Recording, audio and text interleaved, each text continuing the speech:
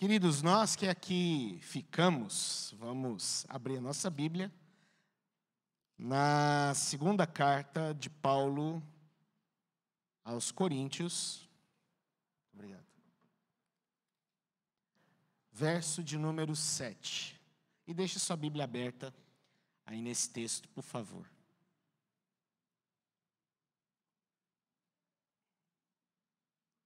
Pode manter aí a sua Bíblia nesse momento. Nós estamos, então, ainda na nossa série de sermões do mês de agosto, cujo tema é qual o motivo da nossa missão. Qual o motivo da missão? Porque nós precisamos nos empenhar, nos engajar em missões. Qual é, então, as motivações que eu e você, que nós, como igreja, temos? Mas antes de nós lermos o texto, eu gostaria de orar com você, mais uma vez, e pedir ao Senhor que nos conduza nesse tempo de sermão, nesse tempo de reflexão da palavra do Senhor também. Feche seus olhos, vamos orar ao nosso Deus, vamos falar com o Senhor e pedir a Ele sabedoria, pedir a Ele direção do Espírito Santo. Deus amado, muito obrigado, Deus, por esse momento tão precioso agora, onde nós iremos nos voltar à Tua palavra e meditar nela, Deus.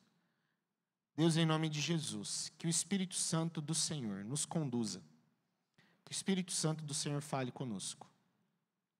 Deus, que o Senhor me use, me capacite como um instrumento nas Tuas mãos, que eu seja fiel à Tua palavra. E Deus, que eu não venha me desviar, Deus, ó Pai, da Tua palavra, mas permanecer nela firme, permanecer nela, Senhor Deus, ó Pai, alicerçado. E que nós, ó Pai, como igreja, sejamos edificados por ela. É o que nós te pedimos no nome de Jesus Cristo. Amém. Amém. Meus queridos, hoje em dia, antes de nós lermos o texto, eu gostaria de introduzir aqui algumas questões bem importantes para todos nós. Mas hoje em dia nós vivemos a época das experiências. Nós passamos por grandes momentos de experiências. As grandes e pequenas marcas do nosso tempo, além dos produtos que elas fabricam, elas hoje se interessam por apresentar aos consumidores uma espécie de prova sensitiva. As grandes marcas, as pequenas marcas, elas têm essa preocupação nos nossos dias.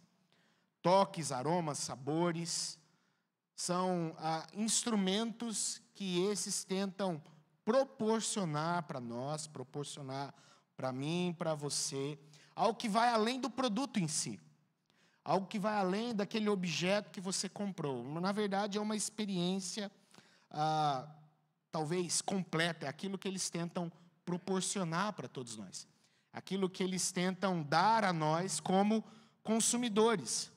Hoje as pessoas elas investem em embalagens, em essências aromatizadoras, em sons, para que os clientes eles venham ter a experiência do unboxing perfeito. O que é o unboxing? É o ato de você abrir uma caixa, é o ato de você abrir uma embalagem. Então, todos os fornecedores, todos os produtores de alguma coisa, eles querem garantir a você essa experiência, a experiência do unboxing perfeito. Então, se investem em embalagens, se investem em cheiros, em perfumes, para que você depois tire suas fotos, para que você depois poste lá no seu Instagram, para que você coloque lá no seu post as hashtags certas, para que aquele produto alcance mais pessoas e marque ali o arroba do fornecedor, para talvez ele compartilhar também no perfil dele o produto que você comprou. É interessante que há influenciadores que fizeram do unboxing, do ato de abrir caixas, um negócio. Hoje em dia, você vê pessoas abrindo maquiagens, você vê pessoas abrindo eletrodomésticos, você vê pessoas abrindo eletrônicos, livros, brinquedos. O grande mercado do abrir para ver o que tem dentro. A experiência proporcionada pelo abrir a caixa, pelo abrir a embalagem, talvez ganhando um valor maior do que o próprio produto em si. Porque, na verdade, quando você chega, talvez era apenas um livro, era apenas uma agenda, apenas um caderno. Porém, a experiência de se abrir e chegar naquele livro, naquele caderno, foi algo prazeroso. Entenda que eu não estou aqui condenando tal prática. Não estou aqui condenando. Não estou aqui dizendo que é errado esta prática do unboxing perfeito, da experiência do se abrir alguma coisa e ver o seu conteúdo. Não estou aqui dizendo que isso é errado. Mas o ponto que eu quero pôr aqui em questão para nós é quando nós transferimos o mercado da experiência para o cristianismo. Esse é o ponto. E o nosso texto ele vai falar um pouco sobre isso.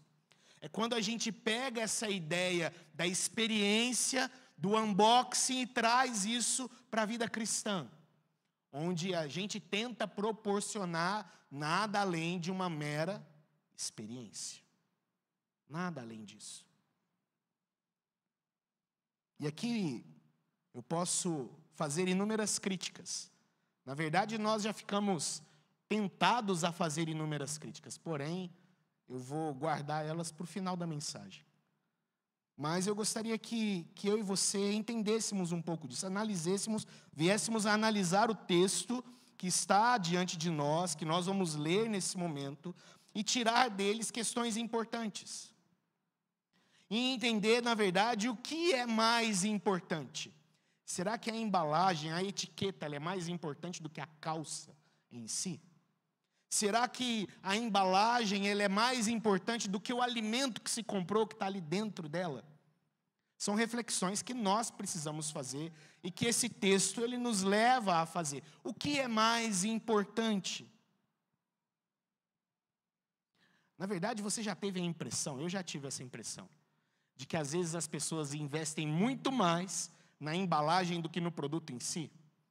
Às vezes eu compro algumas coisas e eu converso com a minha esposa, dizendo, eu acho que se eles tivessem se empenhado mais no produto, ao invés da embalagem, a gente tinha comido algo melhor. A gente tinha experimentado alguma coisa melhor. Porque investiram na embalagem, gastaram, se empenharam em proporcionar algo que talvez gerasse uma experiência de se abrir, talvez maravilhosa, mas quando se depara com o que tem dentro, nem é lá assim tão bom, nem é lá assim tão especial. É uma coisa que tem talvez menos valor, talvez a embalagem sai mais cara do que o próprio produto em si, do que o próprio alimento, a calça, a vestimenta que nós acabamos de adquirir. Hoje nós vamos então nos embarcar, queridos, num caminho de entendimento de que o evangelho dado a nós e confiado a nós, ele é de grande importância e de um valor inestimável e que nós precisamos, eu e você, precisamos ver o evangelho e pregar o evangelho com esse entendimento de que ele tem um valor inestimável, infinitamente mais importante e mais valioso do que aquilo que nós fazemos para entregar esse evangelho. Infinitamente mais valioso. É isso que eu gostaria que nós entendêssemos hoje. Eu gostaria então que você ouvisse com dedicação, ouvisse com fé a mensagem e que o Senhor Jesus e o Espírito Santo fale aos nossos corações nessa noite em nome de Jesus. Vamos ler o nosso texto? 2 Coríntios, capítulo de número 4, verso 7. Eu gostaria que você lesse junto comigo, nesse momento, a palavra do Senhor. Apenas um versículo, então leremos até rápido. Vamos lá, todos juntos?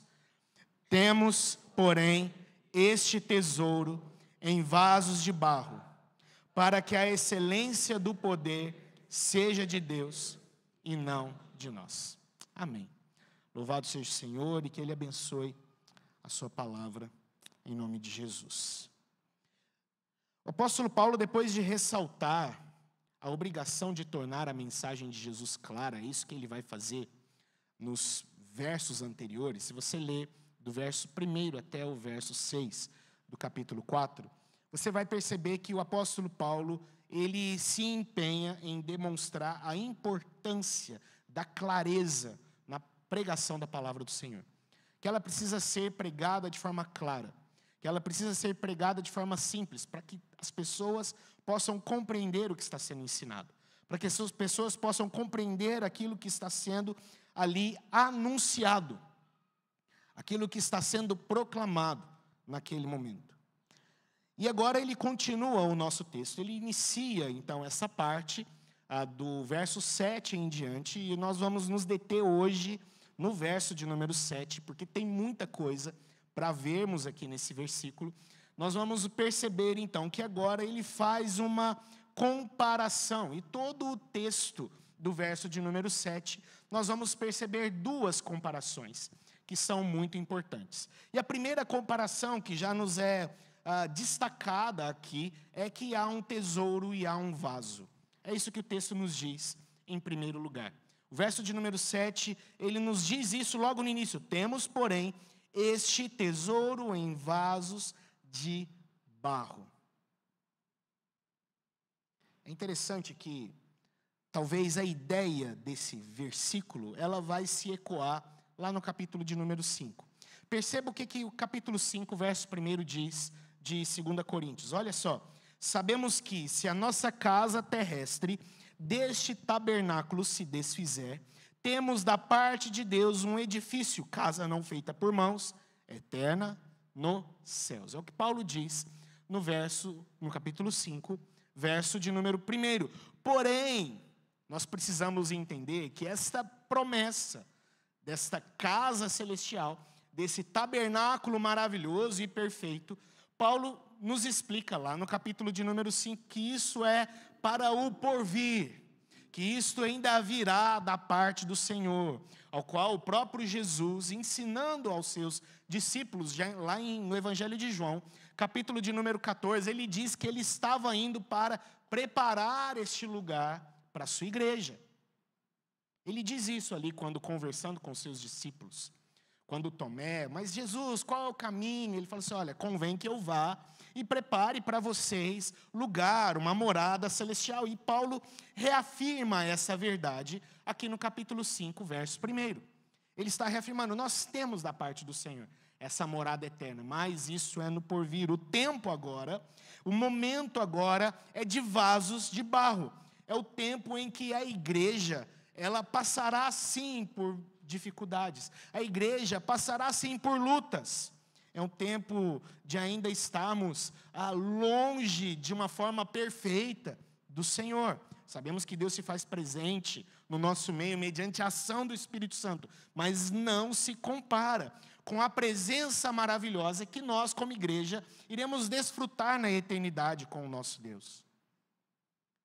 Então Paulo diz, o tempo presente não é o tempo de uma edificação glamurosa.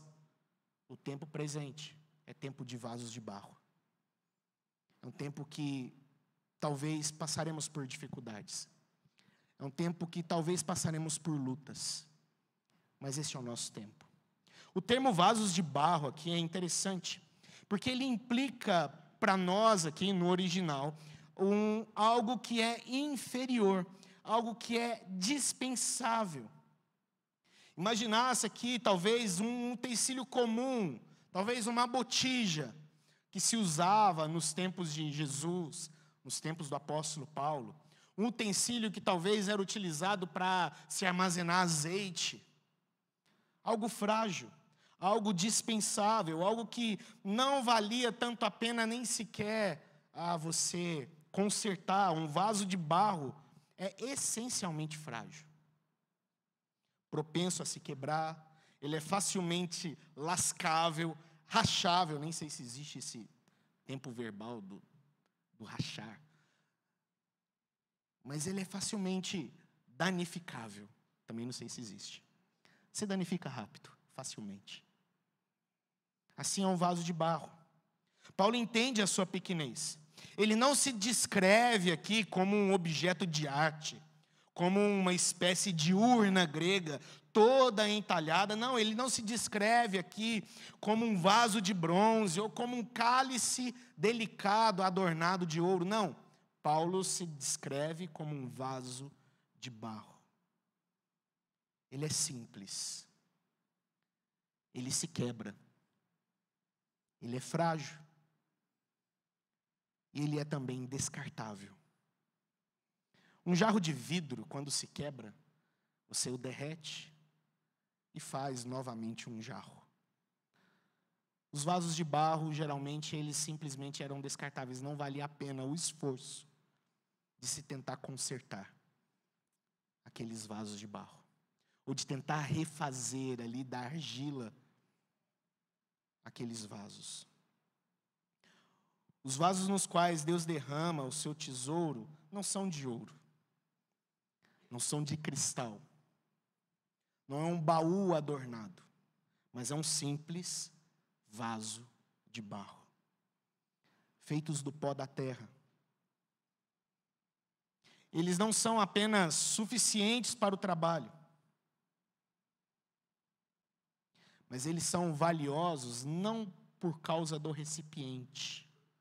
Mas o texto diz que eles são valiosos por causa do tesouro que contém. Que está dentro, que está presente neles. É isso que o texto nos mostra. Esta é a primeira comparação que o texto faz. Um tesouro e um vaso. Isso reflete aquilo que Paulo já havia escrito para essa igreja. 1 Coríntios, capítulo 1, verso 27 e 28, Paulo diz o seguinte: pelo contrário, ele diz, Deus escolheu as coisas loucas do mundo para envergonhar os sábios. E escolheu as coisas fracas do mundo para envergonhar os fortes. E Deus escolheu as coisas humildes do mundo e as desprezadas e aquelas que não são, para reduzir a nada as que são. Então a pergunta é, por que colocar um tesouro dentro de um vaso de barro? Algo frágil, algo que se quebra, algo desprezível, algo que é descartável, que não tem utilidade se ele for danificado. Não tem como remendar, não tem como consertar qual o motivo, então, do Senhor colocar esse tesouro divino dentro desse vaso? É a pergunta que nós precisamos fazer para nós aqui, diante desse texto. E o motivo é para mostrar que o tesouro nada tem a ver com aquele vaso. Nada tem a ver. Nada tem a ver. Para mostrar que esse poder todo superior, ele vem de Deus e não de nós. Esse é o motivo. Por isso, um tesouro num vaso de barro. Essa imagem, esse paradoxo criado aqui por Paulo, nos mostra que o evangelho glorioso, carregado por aqueles que são comparativamente inferiores, o evangelho poderoso por aqueles que são fracos, esse é o grande paradoxo do nosso texto. Um evangelho glorioso, poderoso, carregado por aqueles que são frágeis, por aqueles que são fracos.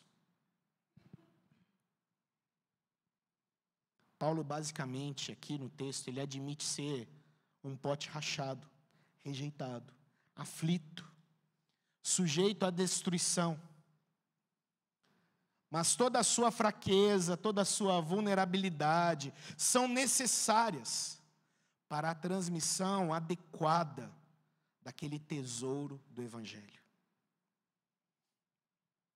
Porque ao se aproximarem de Paulo, eles não vão ficar encantados com Paulo, mas vão ficar encantados com o Evangelho anunciado por Paulo.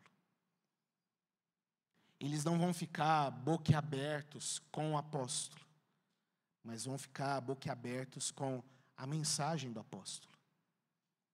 Como o reverendo Hernandes Dias Lopes diz, o pregador ele nunca deve ser mais importante do que a pregação. Nunca deve ser. A pregação sempre é infinitamente mais importante do que o pregador. Sempre será. A igreja de Corinto, ela se incomodava com Paulo.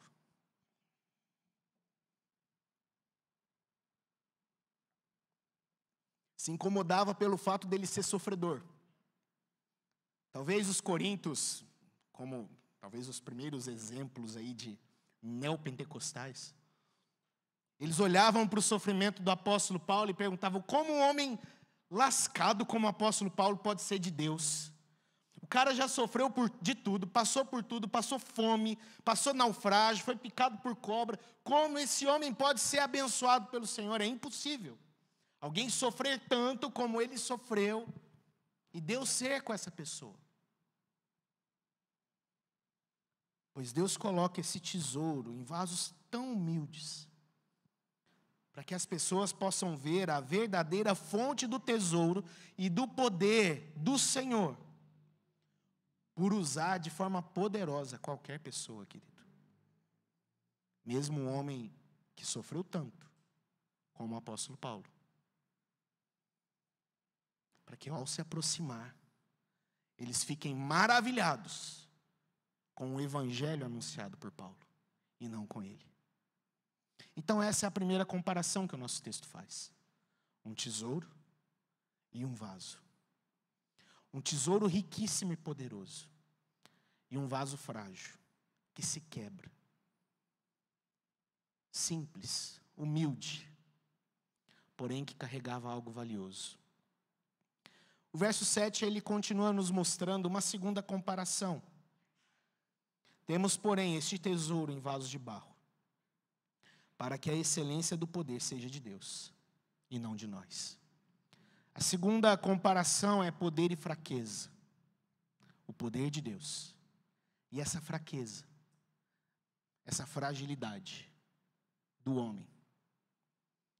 Dentro do seu ministério, este segundo contraste de Paulo entre poder e sofrimento está sempre presente. O verso 7 afirma que o poder de Deus é manifesto nestes vasos de barro. É interessante como Paulo escreve esse texto. Paulo usa aqui o tempo imperfeito do verbo. É muito interessante. E a ideia aqui, o que Paulo quer dizer é, somente na fraqueza, que o poder pode ser de Deus. Porque enquanto a gente se acha suficiente, nós sempre iremos continuar confiando no nosso poder, e não no poder do Senhor. Por isso é importante que o tesouro seja colocado em vasos de barro, para que o poder sempre seja do Senhor, e nunca nosso. Paulo vai abordar algo bem parecido com isso, lá no capítulo de número 12. Ele vai abordar algo bem parecido. No capítulo de número 12, Paulo vai falar aquela clássica explicação sobre o espinho na carne. E num determinado momento ele diz que orou ao Senhor para que aquele espinho na carne fosse retirado. E Deus então diz que não vou retirar, porque o meu poder, Paulo, ele se aperfeiçoa na fraqueza. Ele vai continuar falando sobre a mesma coisa. Então, esta é a ideia de Paulo, de poder do Senhor e fraqueza do homem. Vão continuar e vão caminhar junto durante todo o seu ministério. E essa não vai ser a primeira e nem a última vez que Paulo vai falar sobre isso. A arrogância e o orgulho humanos, queridos, eles tornam o poder divino indesejável. Indesejável. Muitas pessoas rejeitam a igreja do Senhor Jesus por causa da arrogância daqueles que estão na igreja do Senhor Jesus.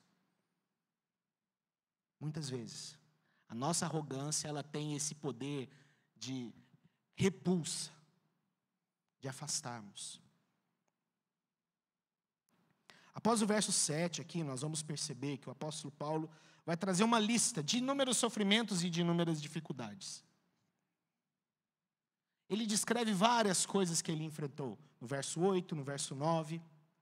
E o que ele quer nos mostrar, o aprendizado aqui para nós é, se um vaso tão frágil pode sobreviver intacto às pancadas e golpes que o seu ministério provoca, o crédito não pertence à durabilidade daquele vaso. mas o crédito, ele é do poder sustentador de Deus. Por isso ele diz, para que a excelência do poder seja do Senhor e não nossa. A glória sempre será dele, não nossa. A glória deve ser dele e não nossa. Quando Deus confiou aos apóstolos, a Paulo, a Pedro, a Tiago, quando ele confiou aos seus apóstolos o tesouro eterno do Evangelho, ele não os dotou de imunidade. Ele não os dotou de imunidade contra doenças, contra tormentos, contra aflições, contra a pobreza. Ele não dotou os seus apóstolos desse tipo de imunidade. Ele não vacinou os apóstolos contra as aflições e dificuldades e problemas da vida. Não, ele não os vacinou disso. Entenda que o pote, o vaso, ele não é forte o suficiente para proteger o tesouro. Ele não é forte o suficiente. Mas o que o texto nos ensina também é que o tesouro, o Evangelho, ele não diz para mim e para você que nós seremos imunes contra tudo. Não, isso não quer dizer isso. Paulo diz que o vaso continua sendo frágil. O vaso continua sendo quebrável. Mas o tesouro contido, ele sustenta este vaso em todas as aflições, mesmo ele sendo desgastado, mesmo ele sendo rachado, mesmo ele sendo lascado às vezes, ele continua sustentado por causa do tesouro. É a mesma linguagem que Jesus vai usar lá no final do Sermão do Monte, quando ele fala sobre os dois construtores. O construir a casa sobre a rocha não criou uma barreira mágica ao redor da casa. Não criou um escudo protetor ao redor da casa. Os ventos que foram contra a casa construída na areia, também foram contra a casa construída na rocha. As chuvas que foram contra a casa construída na areia, também foram contra a casa construída na rocha. Porém, Jesus diz, foi grande a sua ruína. A outra enfrentou chuva, vento, tempestades e permaneceu. Mas não houve barreira protetora. Mas entenda uma coisa também, queridos, que é importante falar. Paulo não está sendo aqui, talvez como alguns filósofos, ou algumas pessoas entendem, que precisamos demonstrar, eu sou uma pessoa sofredora, por isso vocês precisam me ouvir. Os estoicos achavam isso. Eles demonstravam seu sofrimento, demonstravam suas vestes esfarrapadas, e entendiam que aquilo ali lhes garantia poderes para poder proclamar e liderar. Não, Paulo não está defendendo isso. Paulo não está dizendo aqui, defendendo que a igreja e os cristãos precisam fazer voto de pobreza, voto de sofrimento, precisam se autoflagelar. Paulo, em momento algum, está dizendo sobre isso.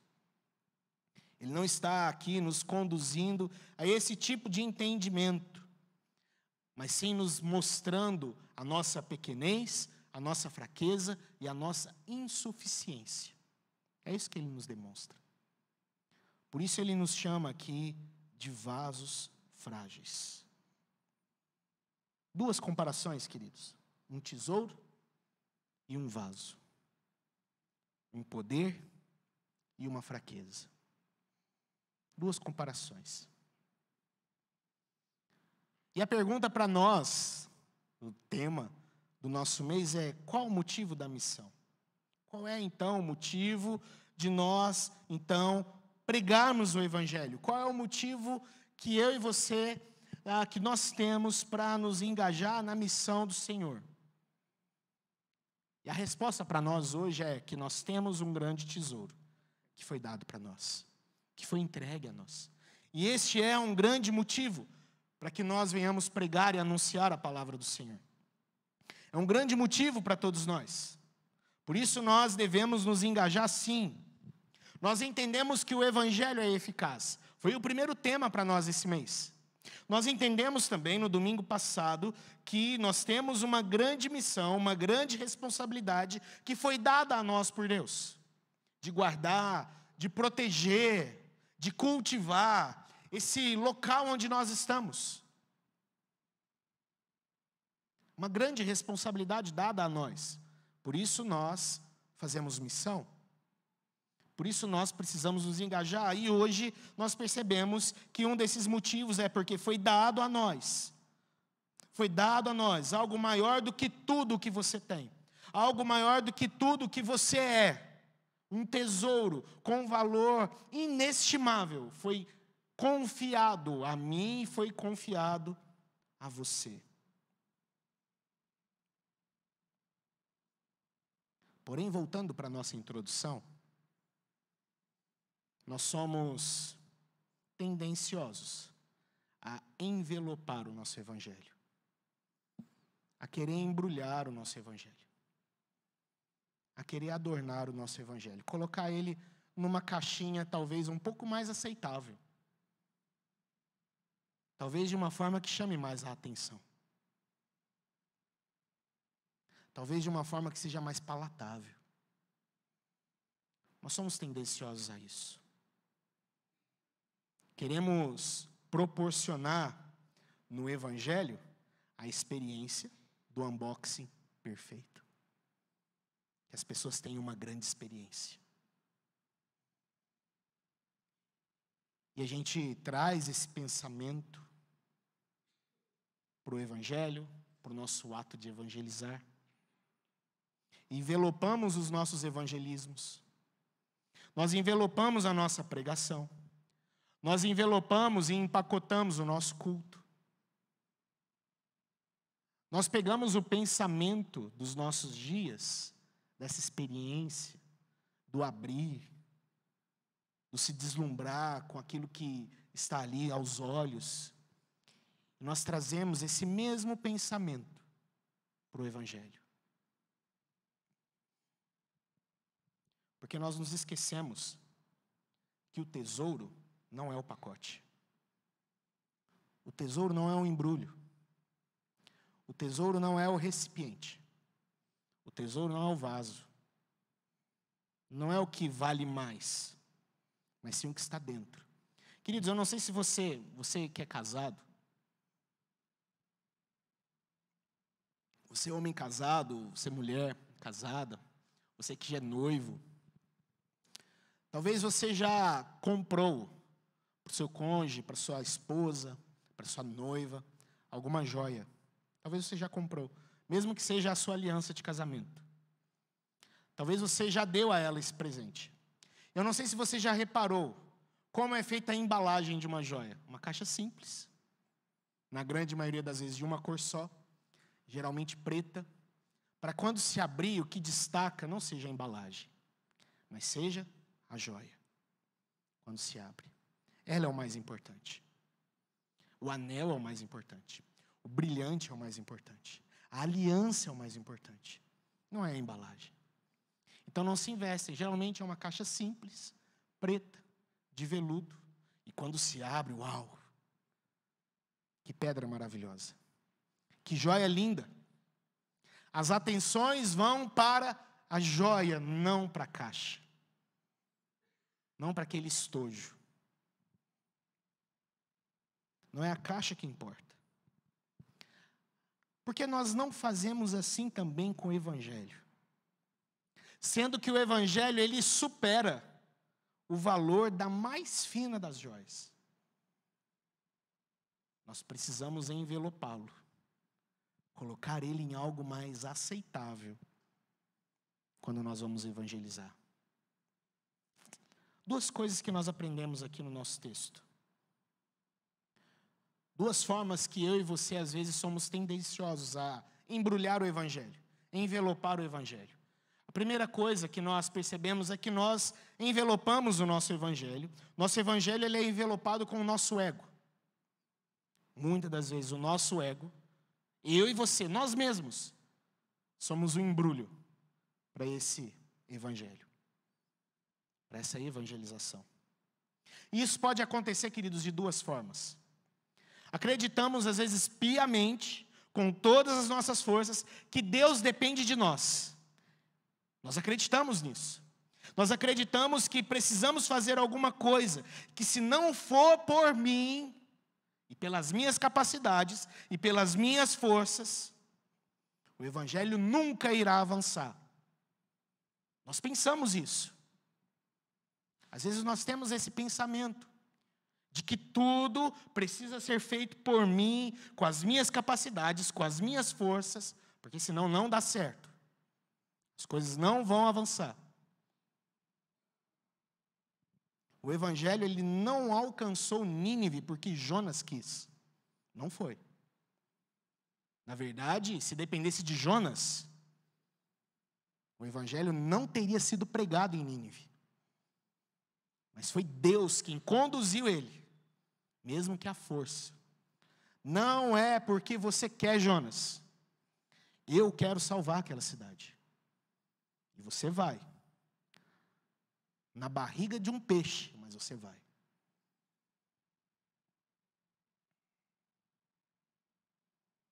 O apóstolo Paulo, ele diz algo interessante em Romanos capítulo 9, verso 16 e verso 17. Veja o que ele diz. Assim, pois, não depende de quem quer ou de quem corre, mas de usar Deus a sua misericórdia. Porque a Escritura diz a Faraó: para isto mesmo eu te levantei, para mostrar em ti o meu poder, e para que o meu nome seja anunciado por toda a terra. Deus levantou um imperador ímpio, para que o nome dele fosse anunciado por toda a terra. Nenhum crédito, queridos, é depositado nas nossas contas. Nenhum crédito. Nem mesmo se nos sentimos um jarro de ouro, ou pobre coitado que carece de misericórdia, nenhum crédito. Ele deve ser depositado nas nossas contas. Porque às vezes, como eu disse, às vezes nós nos sentimos o pobre coitado que precisa ser alvo da misericórdia de todo mundo. Mas nem mesmo se o nosso pensamento for esse, crédito algum deve ser depositado sobre nós. O que Paulo nos ensina é que a glória ela é do Senhor. Que a glória é dele. O jarro, ele é um jarro simples, que se quebra, que é frágil. Mas o tesouro nesse jarro é inigualável. Nunca se perceba maior do que o Evangelho do Senhor Jesus. Nunca se ache maior do que o Evangelho. Nunca tenha na sua mente um orgulho tal, entendendo que você é alguém totalmente especial e indispensável. Cristo é muito mais importante do que nós. Infinitamente mais importante. E quando nós nos empenhamos na missão do Senhor Jesus, nós não podemos nos esquecer disso. O evangelho confiado a nós é extremamente valioso, extremamente poderoso, e não podemos nos esquecer. Nós também podemos ser movidos pelo ego, quando achamos que a pregação do evangelho ela não é mais atrativa. E nós somos movidos pelo ego quando nós pensamos dessa forma. Esse negócio de expor a Bíblia é ultrapassado demais. As pessoas precisam sair mais motivadas, mais alegres, rindo, emocionadas. Então agora, para alcançar esses outros objetivos, vale tudo então, queridos. O púlpito pode se transformar num palco de stand-up. Ele pode se transformar. Ou pode se transformar num divã.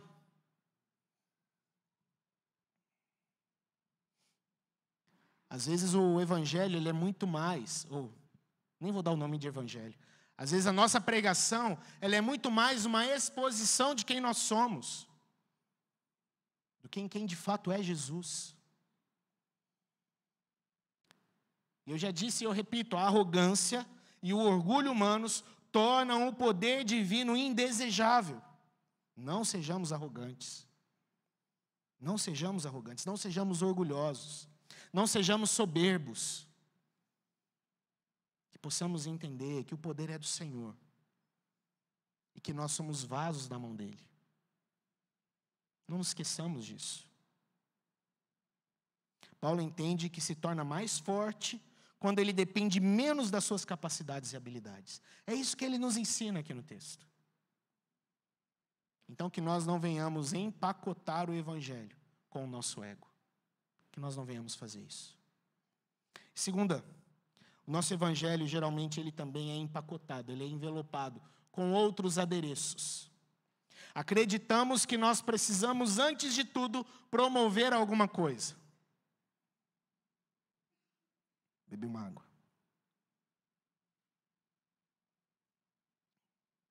Vamos fazer um evangelismo? Vamos fazer um evangelismo num determinado bairro, ou aqui na redondeza da nossa igreja. Sim, vamos. Então vamos planejar o evangelismo. Como nós começamos? Precisamos ter uma equipe de cozinha. Pensar num lanche, porque se não tiver comida, ninguém vai. Nós precisamos fazer alguma coisa, entregar cesta básica. Quem sabe levantar uma equipe médica de enfermeiros para ter ali alguns atendimentos. Quem sabe nós não colocamos ali pessoas vestidas de palhaço, pessoas vestidas de animal, para atrair e chamar a atenção das pessoas. Quem sabe um grupo de street dance. A gente coloca uma galerinha ali dançando street dance, chama a atenção, faz um barulho, movimenta as coisas e as pessoas vêm. A gente faz isso. A banda canta 2, 3, 4 músicas, a gente distribui panfleto e vamos embora. Queridos, muitas vezes a gente precisa fazer essa autocrítica, porque às vezes a gente planeja as nossas ações evangelísticas dessa forma. O evangelho, ele ficou em último ponto. A pregação ficou em último lugar. Nós preocupamos com a comida, preocupamos com os enfeites, preocupamos com as fantasias, preocupamos com tudo, mas o que é mais importante? O anúncio ficou para segundo, terceiro, quarto plano.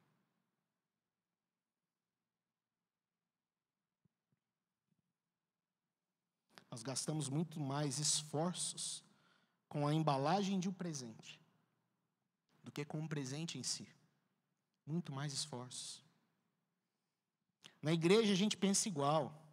Às vezes a gente está preocupado com tudo na igreja. Com a disposição das cadeiras, com as toalhas, com os arranjos, temperatura do ar-condicionado, com a roupa que a equipe vai usar, se vai todo mundo com a mesma roupa ou não. A gente gasta, às vezes, muito esforço em adereços. Muito esforço. Muito esforço nos adornos. E a gente se esforça tanto que o que é importante, às vezes, é colocado lá em toque de caixa, empurrado com a barriga. E não pode ser dessa forma. Não pode ser dessa forma.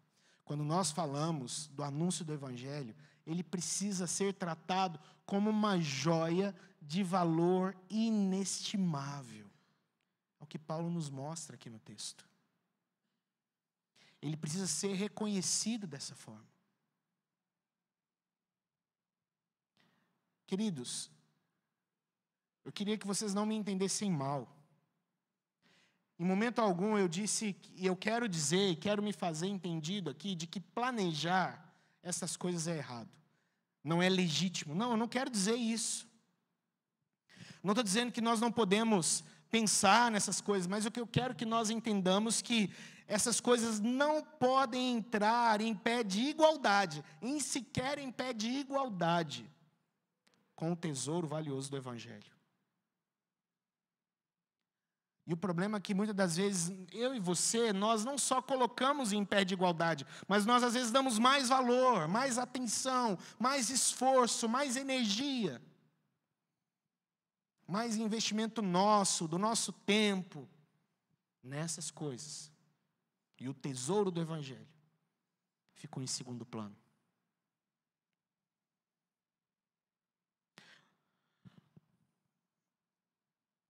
Se esquecer do verdadeiro tesouro é promover simplesmente um assistencialismo. E não, isso não é evangelismo. Não é evangelismo. Evangelismo não é assistência social, não é assistencialismo, não. Por mais que assistência social seja algo legítimo e que, como igreja, precisamos fazer. Não estou dizendo que nós, eu e você, precisamos nos esquivar de fazer isso. Não, muito pelo contrário. Na verdade, se você se lembra, foi tema do nosso sermão de domingo passado. Eu falei sobre isso. Sobre a importância do nosso cuidado com as pessoas. Eu estou falando aqui de foco, de energia, de investimento nosso. Se preocupar com o bem-estar daqueles que estão aqui, daqueles que vêm à nossa igreja, se entram aqui, é algo extremamente legítimo. Se temos condições de promover um local com um ambiente adequado, com um local confortável, com bom som, boa iluminação, se temos essas condições, maravilha, louvado seja o nosso Senhor. Isso é bom. E creio que o Senhor se agrada quando nós cuidamos dessa forma da sua igreja. Mas nós não podemos colocar isso nem sequer em pé de igualdade com o Evangelho. Não podemos.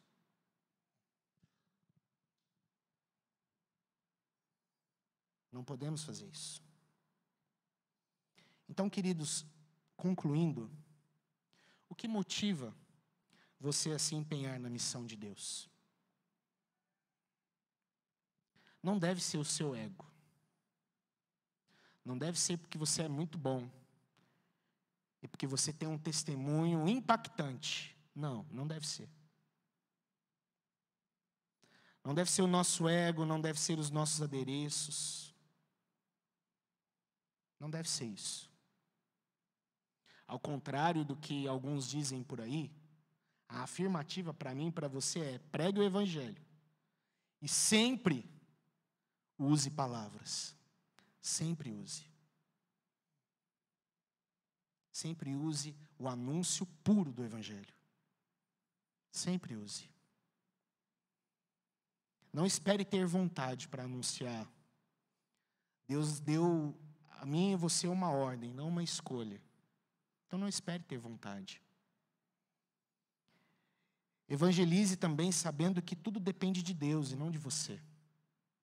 Evangelize sabendo isso. O Evangelho, como nós ouvimos lá no início do mês, ele é suficiente. Creia nisso.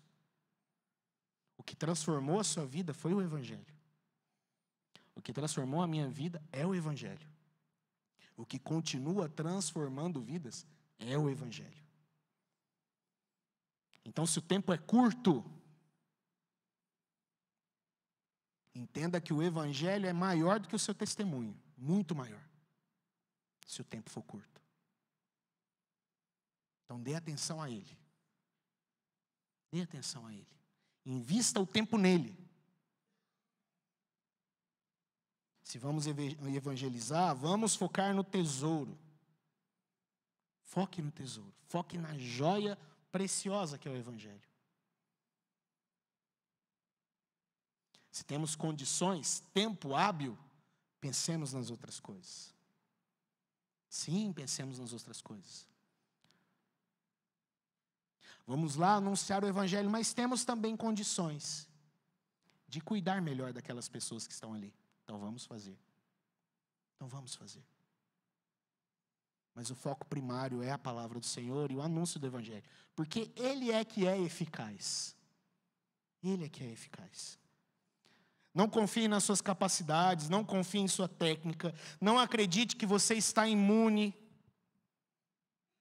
Lembre que O tesouro, ele não promove imunidade, mas ele promove a certeza do sustento em todas as aflições. Isso é certo para todos nós. E por fim, queridos, eu gostaria de encorajar você.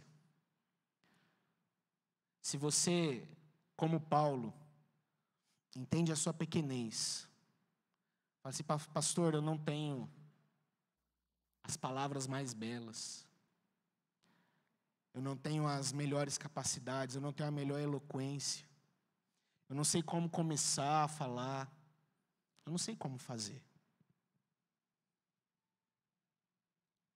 Queridos, o Senhor Jesus, enquanto Ele falava e enviava os seus apóstolos, Ele diz algo maravilhoso para os apóstolos: vá, abra a tua boca, e eu colocarei as palavras. Eu colocarei as palavras. Então não se assuste ao observar a sua pequenez. Não se acanhe. Não se acanhe. Se você entende que você é um vaso de barro, se você entende que você é algo frágil, não se esqueça do tesouro inigualável presente na sua vida. Não se esqueça. Por isso anuncie. Se você enfrentará dificuldades, talvez você vai sair trincado. Talvez você vai sair com lascas, com marcas de uso. Mas não se esqueça do tesouro que nos sustenta. Eu gostaria de encerrar com uma frase do pastor John MacArthur que diz: o verdadeiro evangelho, ele não promete saúde, ele não promete bem-estar, ele não promete um matrimônio perfeito, ele não promete dinheiro, ele não promete nada mais que perdão e poder divino. Ele promete coisas celestiais e não coisas terrenas. Esse é o evangelho. Esse é o tesouro que foi confiado a mim e a você, a nós como vasos de barro. Esse é o tesouro. E é um tesouro que precisa ser anunciado. Que Deus nos abençoe, queridos, em nome de Jesus. Que possamos, nessa semana, como vasos na mão do Senhor, anunciar esse tesouro maravilhoso. Se você entende aquilo que você ouviu durante esses minutos nossos aqui, se você compreende essas verdades, que você possa sair daqui orando, quem sabe agora, enquanto nós cantamos aqui a última música, aliás, o Ministério de Louvor já pode se posicionar. Quem sabe agora, enquanto nós cantamos, ou quem sabe quando você chegar em casa, estiver ali deitado no travesseiro, e você ora ao Senhor: Deus, que eu tenha ao menos uma